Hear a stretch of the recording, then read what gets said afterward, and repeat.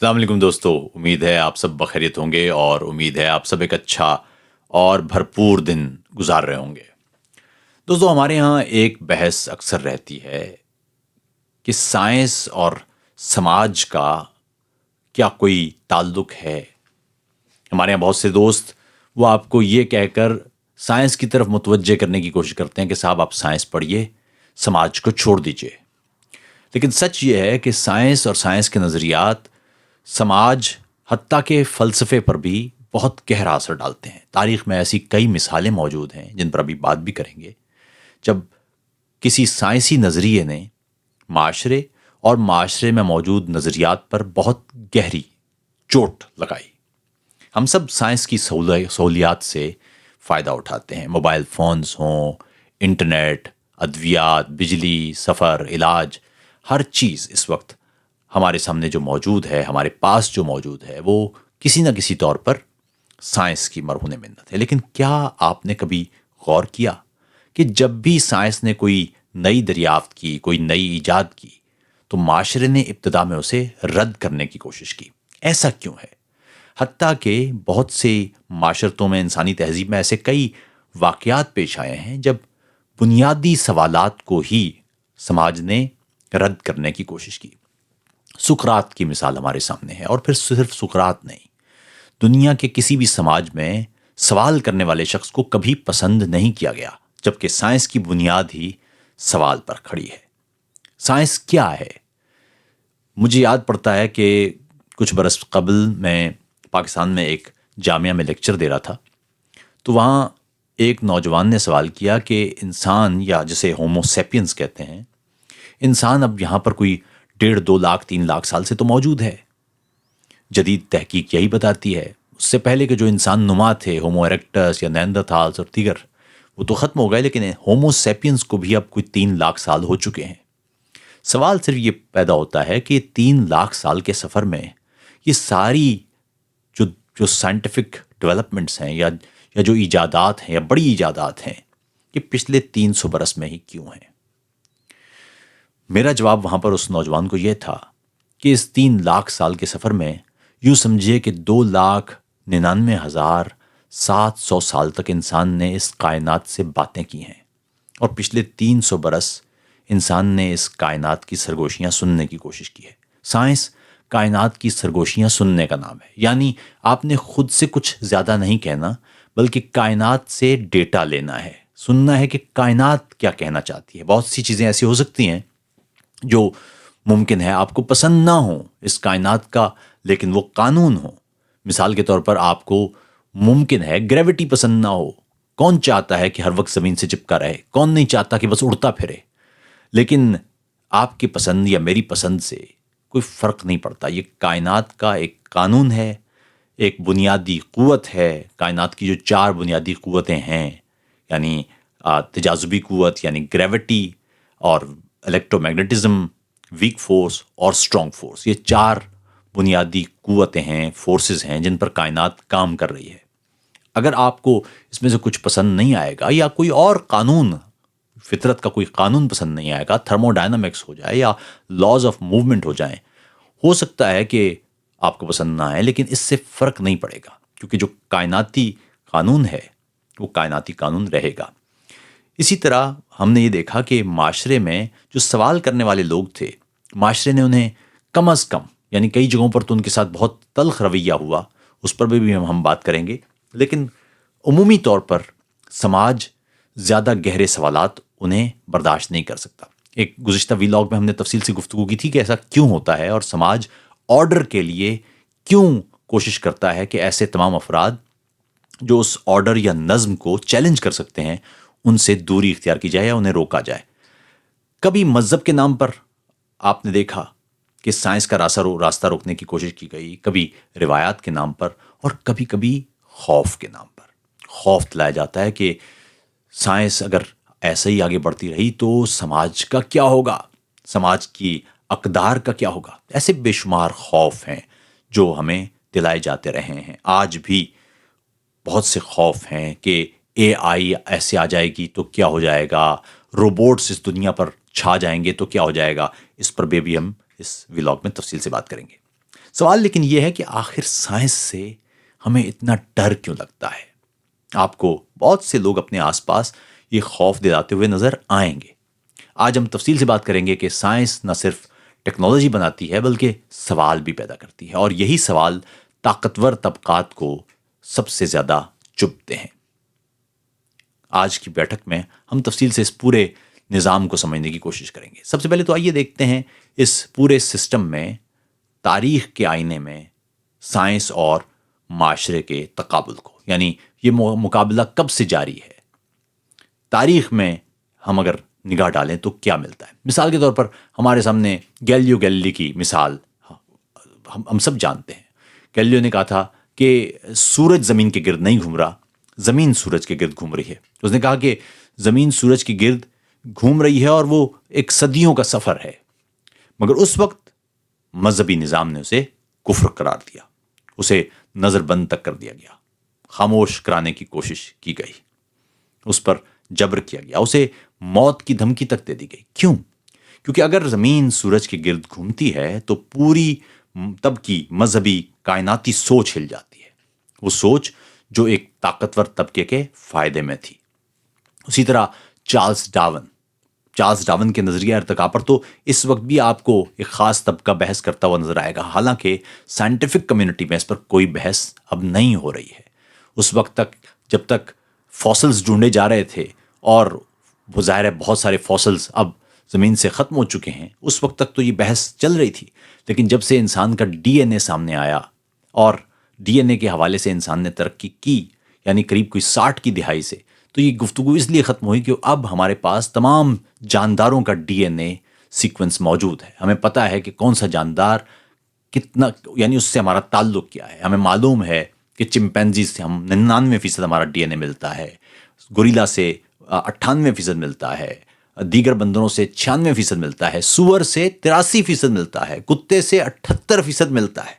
ہمیں پورے کا پورا ٹریس موجود ہے ہمارے سامنے۔ ہمیں معلوم ہے کہ اس دنیا میں پائے جانے والے تمام جاندار، ان کا ڈی این اے کسی نہ کسی سطح پر جا کر ملتا ہے۔ اس کا مطلب ہے کہ اس دنیا میں زندگی یک خلوی سے ہی پیدا ہوئی ہے۔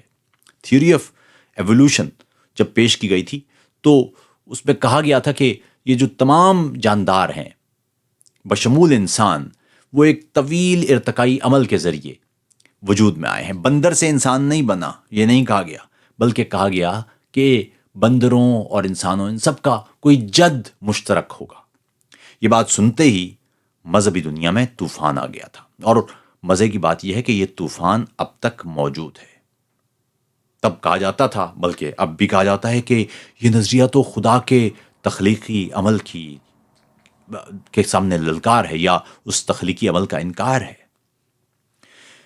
یہ دو مثالیں آپ کے سامنے میں نے رکھی ہیں، گیلیلیو کی اور ڈارون کی۔ یہ بتاتی ہیں کہ سائنس صرف حقیقت نہیں لاتی، سائنس صرف ایجاد یا نظریے کی صورت میں ہمارے سامنے نہیں آتی، بلکہ وہ سماج کے کئی بنیادی اصولوں پر بھی سوال اٹھا دیتی ہے، اور پھر یہی سوال اس معاشرے میں ارتقاء کا باعث بھی بنتے ہیں، معاشرے میں تبدیلی اور پیش رفت کا نقطۂ آغاز بھی بنتے ہیں۔ سوال یہ ہے کہ آج کا دور اور خوف کیا کوئی موجود ہے؟ آج کے دور میں ہمیں کس انداز کے خوف ہے؟ یعنی اگر آپ یہ سمجھتے ہیں کہ یہ سب تو بھائی پرانی باتیں ہیں، گیلیلیو سے انکار یا ڈارون سے انکار، حالانکہ ہمارے معاشرے میں آج بھی جانتے ہیں کہ ڈارون کا نظریہ ارتقاء ابھی تک ہمارے کئی ایسے آپ کو یوٹیوبرز نظر آئیں گے، اور بلکہ مین سٹریم میڈیا پر بیٹھے ہوئے لوگ نظر آئیں گے جو یکسر انکار کرتے نظر آئیں گے کہ جی نظریہ ارتقاء تو صرف نظریہ ہے۔ یہ نہیں بتائیں گے کہ نظریہ کسے کہتے ہیں سائنس میں۔ نہیں، قانون تو نہیں ہے نا یہ صاحب، نظریہ ایک خاص ہیپوتھیسس نہیں ہوتا، نظریہ بے شمار چیزیں پرکھنے کے بعد سائنس اسے نظریہ مانتی ہے۔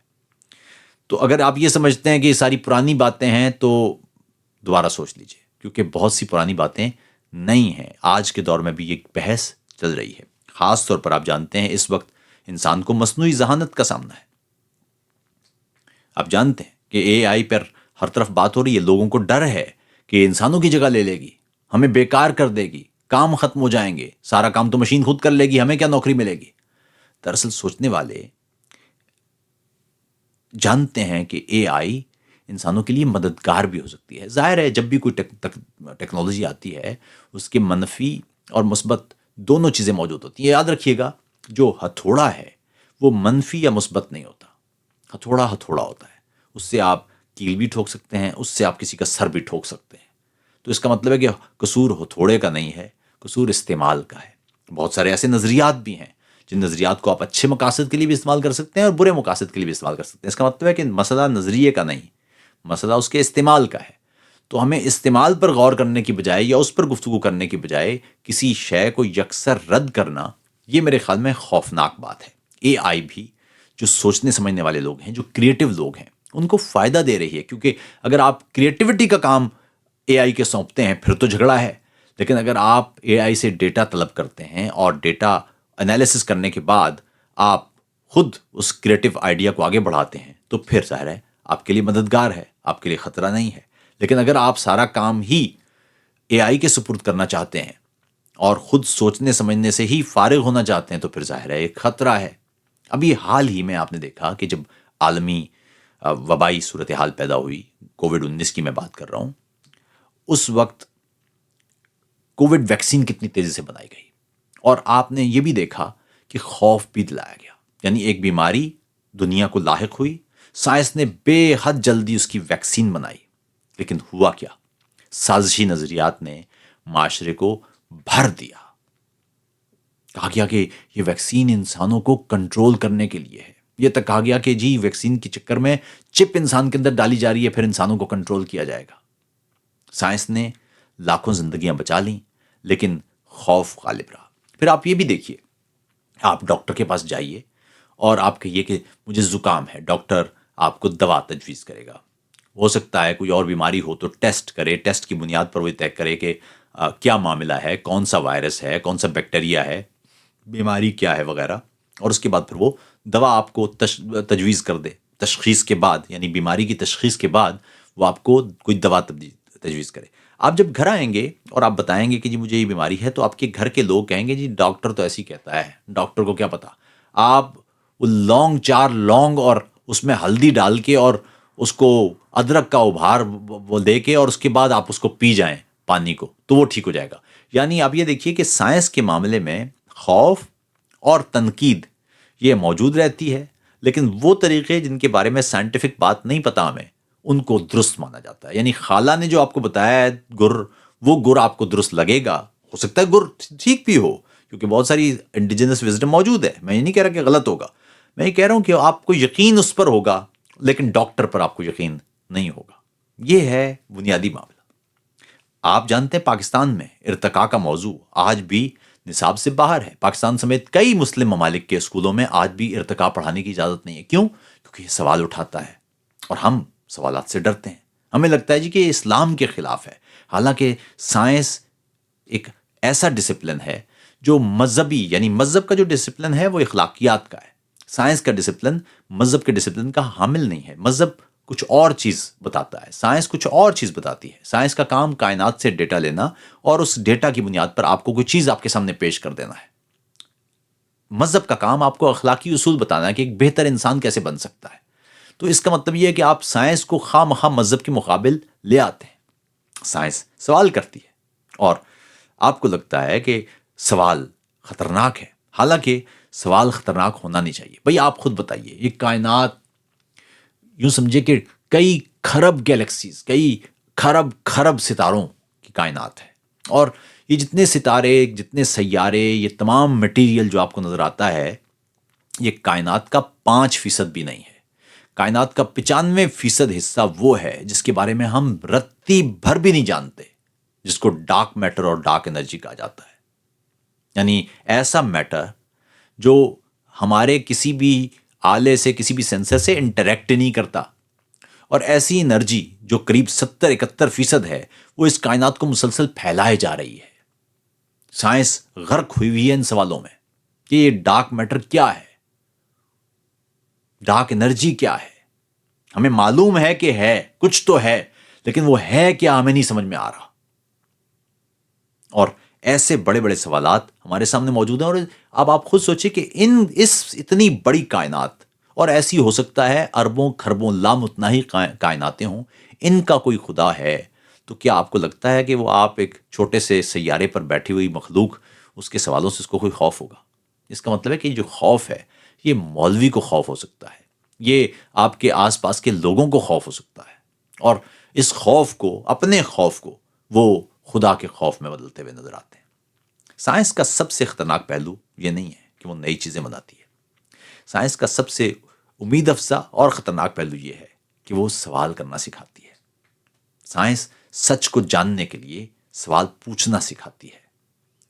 سائنس کائنات کی سرگوشیاں سننے کے لیے کائنات کا ڈیٹا لینا سکھاتی ہے، اور پھر اس ڈیٹا کی بنیاد پر اپنے نظریات کے خلاف جاتے ہوئے بھی چیزوں کو دریافت کر لیتی ہے۔ آپ کسی سائنسدان کے سامنے اگر اس کی پوری زندگی کی محنت سے کے بعد حاصل کردہ تھیوری پر سوالات کھڑے کر دیں تو وہ ناراض نہیں ہوگا آپ سے، بلکہ وہ خوش ہوگا۔ سائنس کی دنیا آپ سے خوش ہوگی کہ آپ نے ایک تھیوری یا ایک نظریہ یا ایک ہائپوتھیسس جو ظاہر چیک نہیں ہوا تھا، یا اس کے تمام ضوابط ہمارے پاس نہیں تھے یا شواہد ہمارے پاس نہیں تھے، آپ نے اس کو رد کروا دیا ہے۔ مثال کے طور پر نیوٹن کا جو نظریہ تھا، نظریہ قانون تجاذب، وہ قانون تجاذب تو کیلکولیشن تو دیتا تھا، لیکن یہ نہیں بتاتا تھا کہ کائنات میں اس تجاذبی قوت کی وجہ کیا ہے۔ آئنسٹائن نے اسے بتایا کہ بھائی ایسا نہیں ہے، دو چیزیں ایک دوسرے کو کھینچ نہیں رہی ہیں، بلکہ جو مادہ ہے جب بھی وہ ٹائم سپیس کے فیبرک پہ پڑتا ہے تو وہاں پر وہ ایک خاص طرح کا ایک ٹلٹ پیدا کرتا ہے، یا یوں سمجھے کہ ایک گڑا پیدا کرتا ہے، اور اس گڑے کی وجہ سے جو دوسرا جسم ہے وہ اس کی طرف بڑھتا ہے۔ جتنا زیادہ مادہ ہوگا اتنا ہی زیادہ وہ ٹائم سپیس کو وہ زیادہ متاثر کرے گا۔ پھر کیا زمین واقعی چند ہزار سال پرانی ہے؟ کیا انسان واقعی مٹی سے بنا ہے یا کسی اور شے سے بنا ہے؟ یا کوئی حیاتیاتی عمل تھا جو ہوا تو اس مٹی میں، لیکن اس میں مختلف عناصر نے کام کیا؟ کیا مذہبی اور روایتی تشریحات ہر حال میں درست ہو سکتی ہیں، یا ان پر سوالات ہو سکتے ہیں؟ کیا ہمیں جو سکھایا گیا ہے وہ سب کچھ مکمل سچ ہے، یا اس سچ پر سوالات ممکن ہیں؟ یہ وہ سوالات ہیں جو طاقتور طبقات، مذہبی ہوں یا سیاسی یا سماجی یا معاشی، وہ برداشت نہیں کر سکتے، کیونکہ یہاں ان کے پاور ڈائنامکس پر سوالات اٹھتے ہیں، اور وہ جو پاور سٹرکچر ہے وہ چیلنج ہو جاتا ہے۔ اب ایک اور بات کہ علم، طاقت اور مزاحمت میں سائنس کس حد تک کارگر ہے۔ تاریخ بتاتی ہے کہ ہر وہ سچ جو طاقتوروں کو چیلنج کرے سب سے پہلے رد کیا جاتا ہے، اس کا مذاق اڑایا جاتا ہے، اس کے خلاف مزاحمت ہوتی ہے، لیکن آخر کار قبول کر لیا جاتا ہے۔ شروعات میں گیلیلیو کو قید کیا گیا، آج اس کے نظریے پر سیارے دریافت ہو رہے ہیں۔ ڈارون کو مسترد کیا گیا، آج پوری دنیا بائیولوجی اور جو حیاتیاتی سائنس ہے وہ اس پر کھڑی ہے۔ اس دور کا رد آج کا رد نہیں رہا ہے، یعنی سائنس وہ چلتی رہتی ہے، آخر میں فائدہ یا فتح وہ سائنس ہی کی ہوتی ہے، چاہے دیر سے کیوں نہ ہو، کیونکہ سائنس خود سے کچھ نہیں کہتی۔ سائنس کائنات ہی کے دیے ہوئے ڈیٹا کو آپ تک پہنچاتی ہے۔ معاشرہ پیچھے رہ جاتا ہے جب وہ سچ کا سامنا کرنے سے انکار کرتے، اس لیے سچ کا سامنا کرنے سے انکار کسی صورت نہ کریں۔ سائنس اسی لیے آپ کو سچ کا سامنا کرنا سکھاتی ہے۔ بہت سارے سائنسدان ہیں جو بہت ہی روایتی سوچ کے حامل تھے، لیکن جب وہ سائنس کی دنیا میں آئے اور لیبارٹری میں داخل ہوئے، ان کے سامنے کائنات کی زبان یعنی ریاضی کے فارمولے سامنے آ گئے، تو انہوں نے اس جھجک کا مظاہرہ نہیں کیا کہ میرا روایتی نظریہ اس سے ٹوٹ پھوٹ جائے گا، بلکہ انہوں نے سیکھا، اور یہی سیکھنا سائنس کی دنیا میں تبدیلیاں لے کے آیا۔ یاد رکھیے گا، یہ سارے سائنسدان لبرل نہیں تھے، سارے سائنسدان ملحد نہیں تھے، خدا کا انکار نہیں کرتے تھے۔ بہت سے سائنسدان ہیں جو مذہبی ہیں، لیکن جب وہ لیبارٹری میں داخل ہوتے ہیں تو پھر مذہب کو باہر رکھ کے آتے ہیں، کیونکہ جب وہ لیبارٹری سے باہر جاتے ہیں تو انہیں معلوم ہوتا ہے کہ اس کائنات نے جو سکھایا ہے وہ مذہب سے متصادم نہیں ہو سکتا، اور اگر کہیں ہو رہا ہے تو اس کا مطلب ہے کہ مذہب کی انڈرسٹینڈنگ میں نے کچھ غلطی کی ہے۔ جیسے اب اگلا سوال ہمارے سامنے ہوگا کہ آج کے چیلنجز کیا ہیں؟ آج ہم ایک دوراہے پر کھڑے ہیں، بلکہ یوں سمجھے کہ ہم ہر ہی دور میں ایک دوراہے پر کھڑے ہوتے ہیں۔ اس وقت بائیو ٹیک ہمارے سامنے ہے، جینیاتی انجینئرنگ ہمارے سامنے ہے، یعنی genetical engineering, AI، quantum computing, robotics, سب کچھ بدل رہا ہے دوستو۔ اور یہ موقع ہے ہمارے پاس کہ ہم اپنے آپ کو بدلنے کے لیے تیار کریں۔ سوال یہ ہے کہ کیا ہم بدلنے کو تیار ہیں؟ کیا ہمارے اسکول، ہماری مساجد، ہمارے مدرسے، ہمارے مذہبی اور سیاسی لیڈر سچ قبول کرنے، سمجھنے اور آگے بڑھنے کے لیے تیار ہیں؟ اگر نہیں ہیں تو پھر ہم ترقی کا حصہ نہیں بن سکتے، ہم ماضی کا بوجھ بن جاتے ہیں۔ یاد رکھیے گا، ارتقا کسی کا انتظار نہیں کرتی۔ اگر آپ ارتقا کے ساتھ نہیں چلتے تو ارتقا آپ کو بالوں سے پکڑ کر گھسیٹتے ہوئے اپنے ساتھ لے جاتی ہے۔ تاریخ کا بھی یہی معاملہ ہے، آپ کو تاریخ کے ساتھ چلنا ہوتا ہے، تاریخ کے پیچھے دوڑنے سے کام نہیں چلتا۔ آپ کو یاد ہونا چاہیے کہ آپ کے ہاں ابن الہیثم، یعنی پہلی دفعہ عدسہ بنانے والا اور کیمرے کی بنیاد رکھنے والا شخص ابن الہیثم تھا۔ آپ کے پاس الخوارزمی ہے جس نے جدید الجبرا کی بنیاد رکھی، الزہروی ہے جس نے گردوں سے پتھری نکالنے کے لیے سرجریز کا آغاز کیا، بو علی سینا ہے جس نے اپینڈکس کا آپ کو بتایا، درجنوں سائنسدان ہیں۔ البیرونی ہو کہ جابر بن حیان ہو، جابر بن حیان نے جو 3 تیزاب بنائے وہ آج تک نائٹرک ایسڈ، سلفورک ایسڈ اور ہائیڈروکلورک ایسڈ وہ اسی کے بنائے ہوئے ہیں۔ اور لفظ کیمیا یہ عربی کا لفظ ہے اور اس کا مطلب ہے سونا بنانے کا طریقہ۔ ابتدا میں سائنسدان، خاص طور پر مسلم سائنسدان، اس تگودو میں لگے رہے کہ کسی طرح سے لیبارٹری میں سونا تیار کر لیا جائے، اور اس سونا تیار کرنے کی تگودو میں انہوں نے بے شمار چیزیں ایجاد کر لیں۔ میں نے بھی آپ کو 3 اہم ترین تیزابوں کے نام بتائے ہیں۔ تو سونا تو تیار نہیں ہوا لیکن چیزیں تیار ہو گئیں، لیکن بعد میں تاریخ نے بتایا کہ کیمیا واقعی سونا تیار کرنے کا ایک عمل ہے۔ آپ کیمیا پڑھیں گے تو کیمیا آپ سے سونا اگلوا لے گی، آپ خود سونا بن جائیں گے۔ دوستو، سائنس صرف ایک مضمون نہیں ہے، ایک شعبہ نہیں ہے، ایک رویہ ہے۔ یہ کہتا ہے ایمان یا عقائد یا نظریات یا سماج، یہ نہیں، دلیل دو۔ کائنات سے حاصل شدہ ڈیٹا اسے انٹرپریٹ کرو اور سمجھو کہ کائنات کیا بول رہی ہے۔ حقیقت چھپاؤ نہیں، سامنے لاؤ اور اس پر گفتگو کرو، اور سب سے اہم سوال کرو، جواب سے بھی زیادہ سوال۔ تو آج کا سوال یہ ہے کہ کیا ہم سائنس سے فائدہ اٹھانا چاہتے ہیں، یا صرف وہی چیزیں چاہتے ہیں جو ہمارے عقائد، ہمارے نظریات، ہمارے سماج اور طاقت کو چیلنج نہ کریں؟ اگر ہم تبدیلی کو روک نہیں سکتے تو پھر ہمیں چاہیے کہ ہم اس کا سامنا شعور کے ساتھ کریں، کیونکہ سائنس تو نہیں رکے گی، ٹیکنالوجی تو نہیں رکے گی، سائنس آگے بڑھتی جا رہی ہے۔ اس وقت ضروری ہے کہ ہم اپنے بچوں کو ریاضی اور سائنس کی جانب لے کے آئیں۔ اگر آپ بھی سمجھتے ہیں کہ سچائی کی طرف پہلا قدم سوال ہوتا ہے تو اس ویڈیو کو ہمارے دوستوں تک پہنچائیے، سوال کی ایک روایت ڈالیے اور یہاں لکھیے کہ آپ کو کون سی چیز ہے جو آپ کو اس ویڈیو میں ناپسند ہے، یا آپ کو لگتا ہے کہ حقائق کے مخالف ہے، یا آپ کے ذہن میں کوئی سوال ہے، تو ضرور آپ ہم تک پہنچائیں، اور اس ویڈیو کو اپنے دوستوں تک ضرور پہنچائیں، شیئر کریں۔ بہت بہت شکریہ، سلامت رہیے، جیتے رہیے، آداب۔